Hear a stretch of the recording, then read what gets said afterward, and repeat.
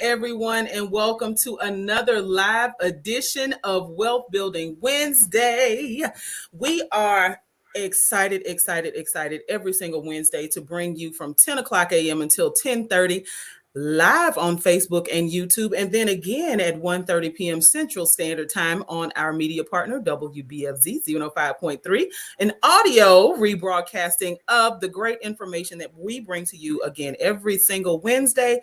Wealth Building Wednesday is a project brought to you by TRHT Selma. TRHT stands for Truth, Racial Healing, and Transformation. And I know folks are like, well, what in the world does building wealth have to do with truth, racial healing, or transformation? Now, wealth, first of all, transforms a whole lot of things, right? But racial healing, because we know that in this country, we have a wealth gap, and we want to make sure that we are able to help folks close that wealth gap. And a part of the way of the ways that we're doing that is to talk to every single Wednesday. We talk to an expert. Right now, we're in the midst of a series for entrepreneurs, folks who are considering opening their own small business, or small business owners who've been quite successful. But what we are talking about are aspects of small business ownership. And we are proud to welcome back Miss Sandy Hesley this morning. She is an expert credit counselor with Lifelines Counseling, which is not just credit counseling, but they provide a truly comprehensive service, y'all. Whether you walk in and you need to talk to someone because you're grieving, or if you want to walk in and you need to talk to someone because you want to make sure that your children's children are well prepared, right? And they know how to manage that thing called credit, then they can help you with that. And they service, right, Sandy? You all service all across the state of Alabama and even the Florida Panhandle, right? Yeah, absolutely. So welcome back. How have you been in 2022?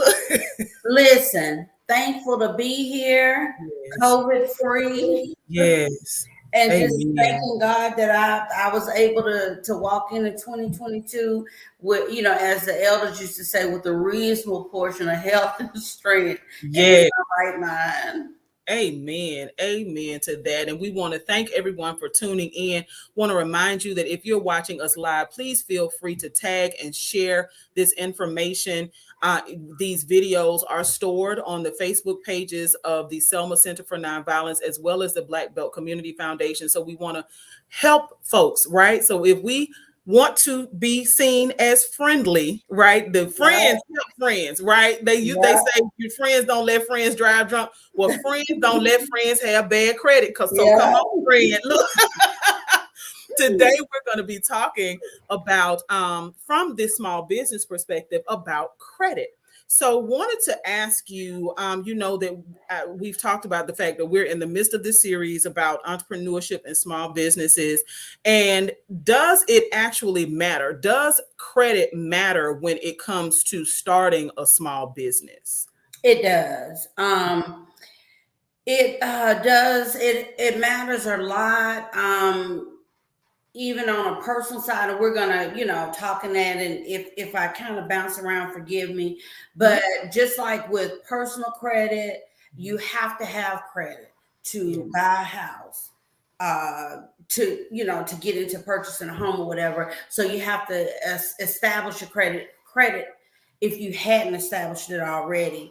And it works the same way with business. You have to have credit in order to purchase inventory, things of that nature. So yes, you need credit because you're going to have to buy stuff, as we used to say, on time occasionally. Yes. So credit is just as important on the business side as it is on the personal side. Awesome. So now that's important for us to know. So if you didn't know, now you know, okay? We want to make sure that our folks know and have access to improving our personal and building business credit. So now if I'm working on building my business credit, how is can my personal credit be impacted? The thing of it is that initially, your business and your personal are gonna link. They're gonna be linked initially. Okay. But people really have to realize is that there's a process and there are steps that you need to take. And the first important step is to establish a business structure, choose a business structure. Like if you choose to be a sole proprietorship, then you mainly are going to be operating more so from your personal credit side, if that makes sense. Okay. So that's because you've chosen to be, you've chosen that type of business structure. What you want to do is you want to get into choosing like, am I a corporation? Am I LLC?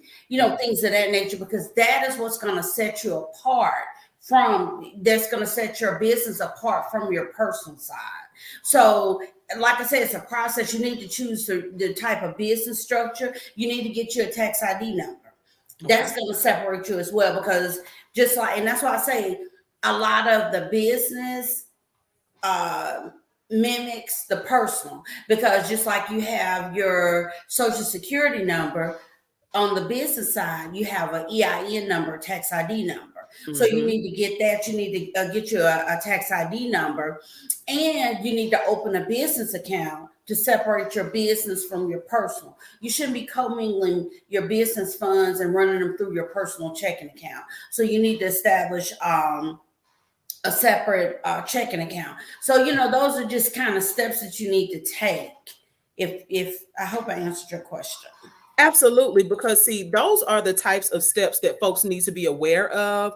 We've seen and heard about on the news, even PPP loans and folks applying for PPP. Girl, that's a whole can of worms. Ooh, yes. Oh my word. And for many reasons, right? But in order to qualify, there are folks who, did EINs at the last minute and things like that. And even though, like I've even heard people say, well, they've forgiven my loans. But please understand that the documents that you signed are granting the IRS the ability to perform audits. So if you said that you had a business worth $100,000 this year, and all of a sudden it disappears from any tax records for the next 10 years, that's going to trigger something, right, for the IRS. And see, that's what we, especially in my banking world, and thank God I left banking right before all of that stuff came out, because that's a nightmare. Yeah. But what people have to realize is that even on the personal side, you always want to have an audit trail. That's what we call an audit trail. You want to be able to say where this money, I don't care if you're swiping your debit card 10 times a day. It's better to do that because you have an audit trail. I can physically show what I did with my money. And when you're dealing with a business, especially a small business, it is so important for you to be able to do that. And then you will really appreciate it when tax time. When tax time comes, and you'll be able to show documentation of what you did with your money. So that's why that's one of the important steps when establishing a small business. Separate your funds, open up you a business checking account so that you can properly document and you can show proof of what you did with your funds. And now that is so important. I'm so glad that you again brought up those basic steps of getting your EIN, which is absolutely provided free of cost. That is a number, like you said, very much like your social security number, is like an ID number for your business. And it's free of cost, irs.gov, get your EIN for free. And then establishing that business checking account so that monies that flow into your life because of your business go through your business. And you can pay yourself, right? Yeah. That absolutely can totally separate those funds that are coming in because of maybe you still have your 9-to-5. So your paycheck goes to your personal, and money that you earn as a result of your business goes into your business account. Exactly. So now, are business and personal credit at all alike? What's the difference between my personal credit and my business credit? They really are a lot alike, and they should be treated, as such. Just like a personal credit, business credit determines whether your company can be trusted to pay back debt if you're extended debt. You see what I'm saying? Mm-hmm. And you you go through the three credit bureaus on the personal side. We know Equifax, TransUnion, and girl, I can't even think. It's three of them: Equifax, TransUnion, and I'll think of the other one in a minute. I'm having a moment. So you go through the three credit bureaus on the personal side. Then on the business side, you have something similar. Mm-hmm. And believe it or not, Equifax has a small business side. Okay. So they monitor small business credit. And then you have this agency called Dun and Bradstreet. Mm-hmm. So,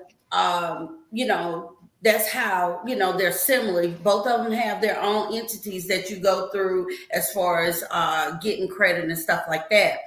The interesting thing that I found out, and I had to really go through the Experian, that's the other one. I knew it was going to come to me. Uh, that was going to bug me, is that with the two credit bureaus, personal and business. With Mm-hmm. personal, we know the scores. Your scores can go from like 300 to 850. So, and we know the scores are like 670 on up are considered really good scores. But on business credit scores, they range from 0 to 100. Okay. And with lenders considering scores over 75 to be better and low risk. So, they both of them have a scoring system, but they're, slightly different. So, in addition to influence and approval or denial, the scores can determine repayment terms and interest rates, just like with personal side.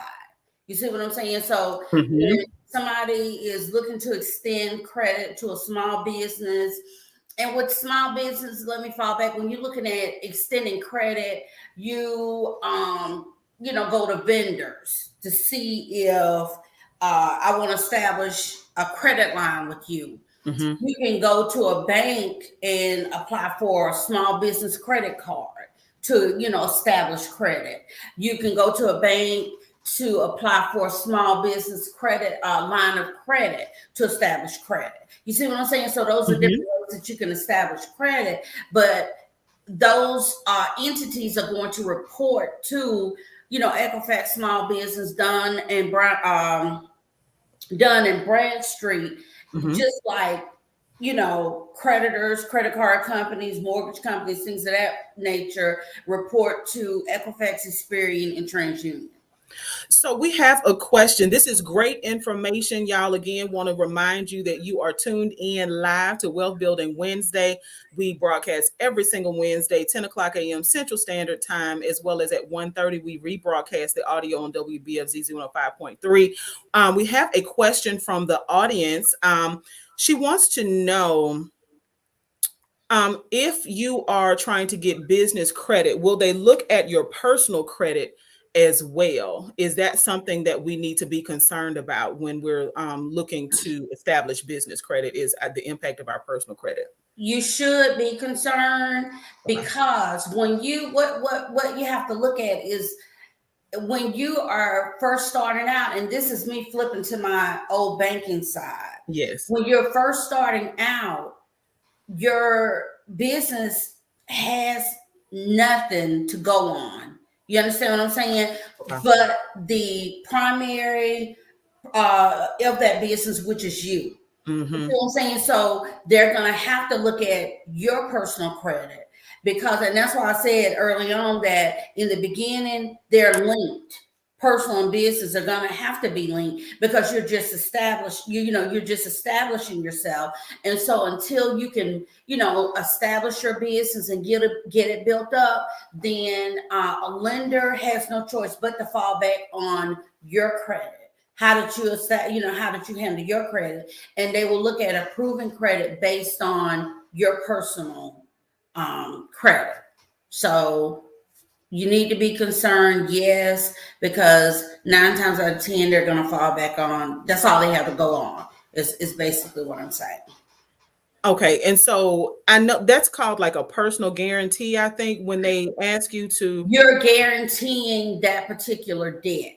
Okay, So yes, you're getting, and you're doing two things. You're establishing your business. You're establishing credit for your business, and yes, you're the guarantor. You're okay. guaranteeing that particular debt. And again, there is based on your personal credit. Okay. So now we do have another question from the audience. We are super happy that folks are very engaged. Wanted to know, do you see a trend of small African American businesses not getting higher lines of credit through banks? This is an excellent, excellent, excellent observation.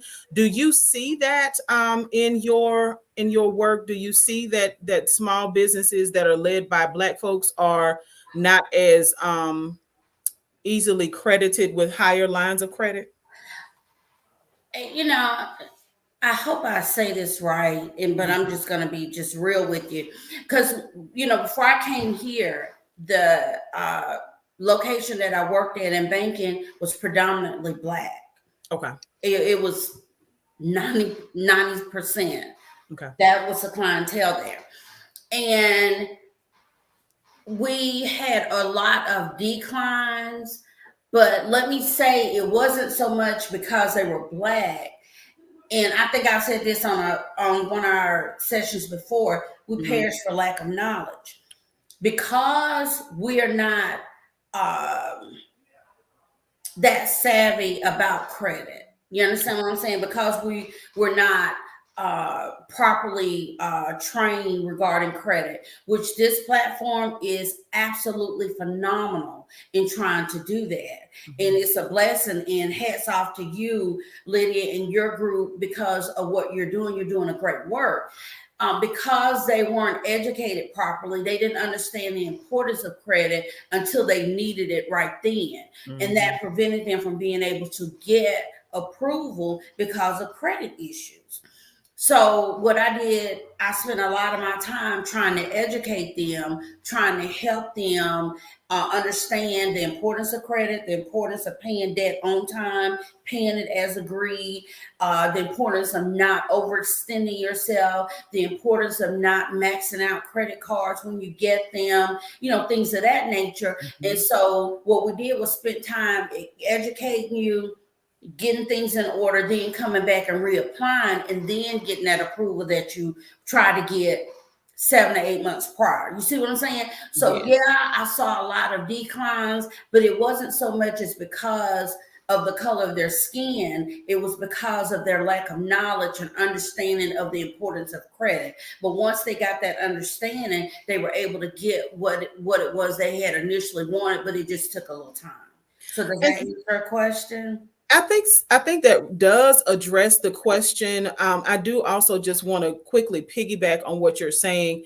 in that it is not always what you just said about, it's not always the color of folks' skin. But now I will say that as someone who has experience working with larger banks as well as credit unions, that sometimes credit unions can be a safer place to learn, like to take those baby steps that you're describing in establishing I our absolutely business agree. and being Mhm, able to answer those questions. Because mhm. larger banks, when you go in, they expect you to be prepared, right? So when Yeah. they ask you, what your long-term goals, what's going to be the return on investment, when they say ROI and you don't know what that means, they're going to be like, hey, wait a minute, I don't know if we, like, you don't Mhm, even know what simple, acronyms mean. mhm. So that's important, for us to be placing ourselves in a position where we can win and that we can win together. So maybe a larger bank isn't the first, even though it's a Mhm. recognizable brand,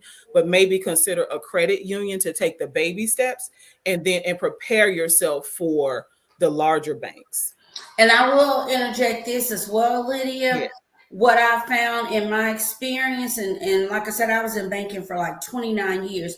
I'm not negating uh, favoritism, Right. nepotism, Right. not by no means, Right. because I'm not, delusional. I know that that can happen. Right. But I will say this, what has happened over the years. When I first started, you came in, you sat down with the bank officer, fill out your application, they went over everything with you, and they made a decision. You Mm-hmm. understand what I'm saying? Mm-hmm. That opened the door for a lot of, favoritism, Right. that kind of stuff. But now we're on a scoring system. Mm-hmm. They don't know who we're seeing. You understand what I'm saying? Because when we go in and key in that application and key in the numbers that you put on it, it comes back because it pulls your credit, and based on the income you're reporting and the credit bureau that we pull from, that Mm-hmm. determines whether or not we're able to help you or we're able to not help you. So that took a lot of that prejudice, that favoritism, and all of that out. Not saying that that's completely gone away, Right. but it took a lot of that out. So you may stumble upon a loan officer that you go in to see that is not as helpful as you feel they should be. They're not Mm-hmm. going that extra mile to help you. Right. That's when it becomes an issue as well. And I would, recommend that you report it to, higher ups, Absolutely. because you can get that now. It's, sometimes they take a little extra step. They may be able to help get that approval for you and things of that nature. But for the most part, it's a number game. It's basically what I'm trying to say. Okay. So now we did have another question from the audience asking about acquiring vehicles through your business. Um, is that a recommendation? Is that something that is that you think is a good thing? Like, or how would we go about acquiring vehicles in our business name, especially he said for newer businesses? I mean, and depending on the type of business that you have, you may very well need a vehicle, Okay. and it goes back to the same thing with be it a business line of credit, business credit card. You would have to be the guarantor for that loan. You can still get it in, get it in the business name, but you would be guaranteeing that loan, and again it will fall back on the individual and your credit strength. How strong is your credit? So yeah, you can do it. It may be necessary again for the type of business that you have, but at the end of the day, it's going to fall back on that individual and how strong their credit is to be able to carry that debt. Okay.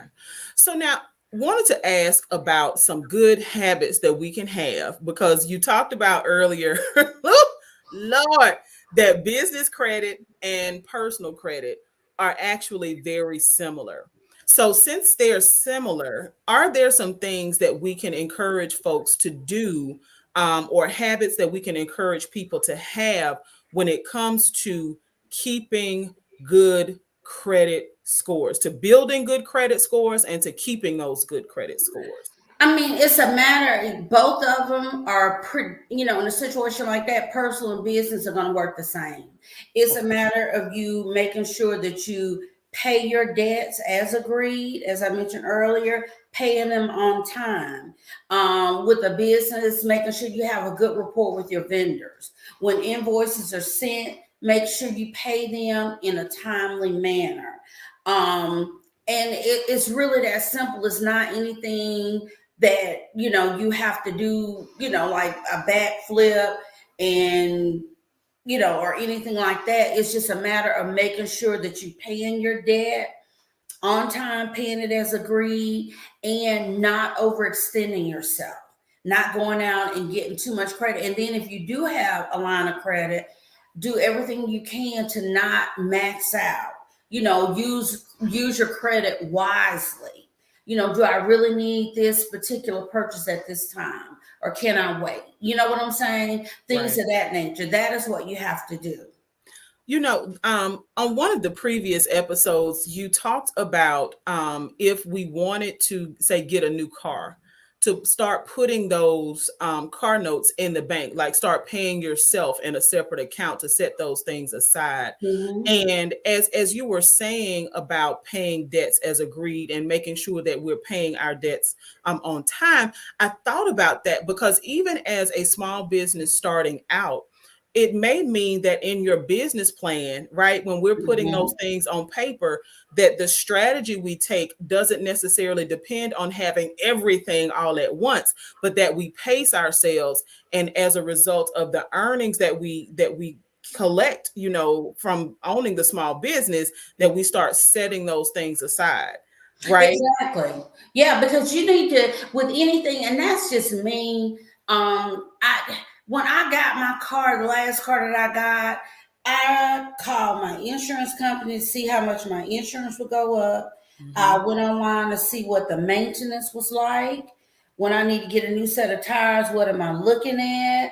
You know Mm-hmm. what I'm saying? You have to look at all of that. Look at the big picture. That's all I was saying. When you get ready to purchase something, is it something that I really need right now, or can I wait? And like you said, and like I said before, put your money in a separate savings account. Start paying that car note before you get that car, so that you can make sure that this is a debt that I can comfortably carry. And that is very important. But for me, it goes all back to planning. You don't plan to fail, but you'll fail if you don't plan. Mm-hmm. And so you need to plan. It all goes back to planning and being prepared. Even with a small business, establishing a business savings, having money tucked away for emergencies. That's the kind of stuff that you have to look at. So yeah, you're exactly right. You know what? And even in saying that, just thinking about people, we have some phenomenal chefs in our community. I'm not going to call them cooks. We have some chefs in our community, honey, that, I mean, whether they're self-taught or professionally taught. And the considerations, right? Whether you want a brick and mortar or just starting off with a food truck, Yep. right? Because a Yep. food truck is actually a less expensive approach. Yep. You still have to have licensing, but you don't have as high of an overhead, right? Exactly. Exactly. Um, and it's also, look, you can easily sell a food truck. Look, Yep. Yep. You're if right. things don't go well, right, or you seek to transition, there are lots of options, right? But to rebrand a building, honey, imagine if Pizza Hut decided not to sell Yeah. pizzas anymore You're right. and they became the Bagel Shack, right? Yep. You're So right. now they've got to rebrand all of these buildings. Mm-hmm. But pacing ourselves, there's nothing wrong with that. Lord knows, I think social media and so many other things, microwaves even, have caused us to be so to gravitate towards the instant Yeah. gratification. You're exactly right. Yeah, that Yeah, you're exactly right. saving. Listen, And you have to realize that, especially with the small business, it's yes, not going to flip overnight. right. It takes time. So going to it with that mindset, because I know, like I said, in my banking world, we would tell people 2 to 3 years Yep. for you to really feel like you're established and you starting to see a turn. You understand what I'm saying? But you know, don't and it's something that you can't give up on. You're gonna get frustrated, you're gonna get discouraged, but you just gotta keep plugging. But it's not something that takes place overnight and boom, I'm this, huge business. It takes time. And you have to just, again, like you say, pace yourself. You have to be prepared and you have to order your steps. You understand what I'm saying? Like you said, start out with a food truck. Eventually, I'll be able to get me a building. You know what I'm saying? That kind of stuff. Absolutely. So now, last question. I know it's about time for us to wrap up, but if my business suffered some losses, and as a matter of fact, we actually had a comment related to this in the pandemic shakeup. If my business has suffered some losses over the past few months, right? And Mhm. say, some bills, I got behind on some things. What steps do I need to take?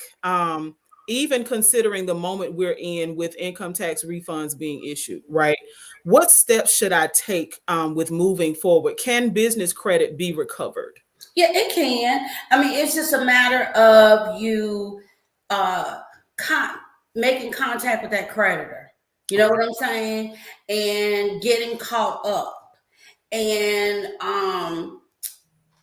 making sure that you keep track of your credit report. Mhm. Just like when you do your personal, keep track of it. See what's on there. If there's something that's not right, immediately contacting that bureau and saying, hey, we need to make an adjustment. I want to put a note on here. This is not correct. And like I said, just reestablishing yourself, getting a small business credit card or a line of credit, and use it, pay it down, and help start rebuilding.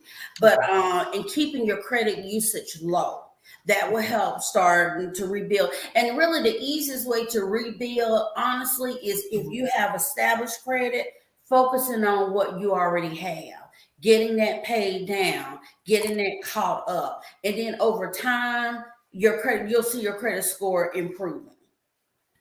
Well, I tell you what, you have truly offered us, as always, some great nuggets, some great information. We did have a question, and we're going to pick back up on this question from our audience in just a short when we come back with you. Miss Sandy Hesley, listen, is a credit expert. She is at Lifelines Counseling.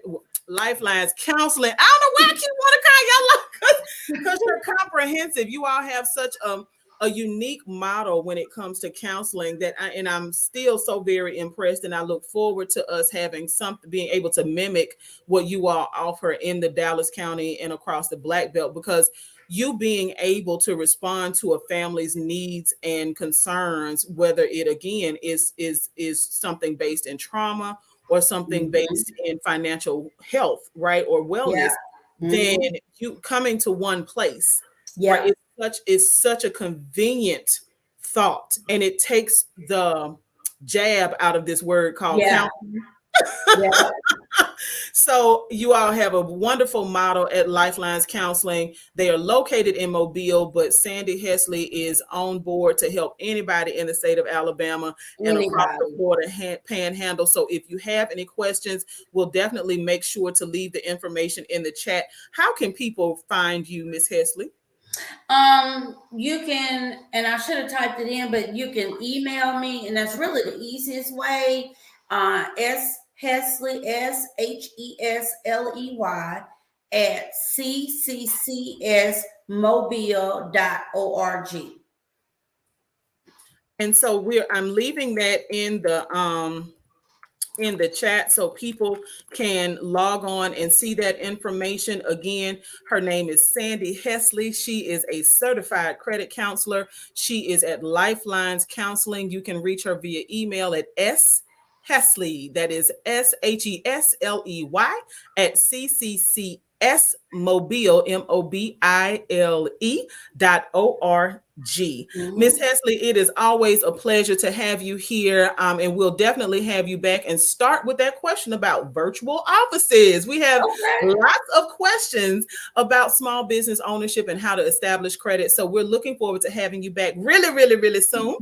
So for those of you all who have been tuned in, thank you so much. Please feel free to tag and share this information with your friends. Y'all, we broadcast Wealth Building Wednesday every single Wednesday from 10 a.m. until 10:30.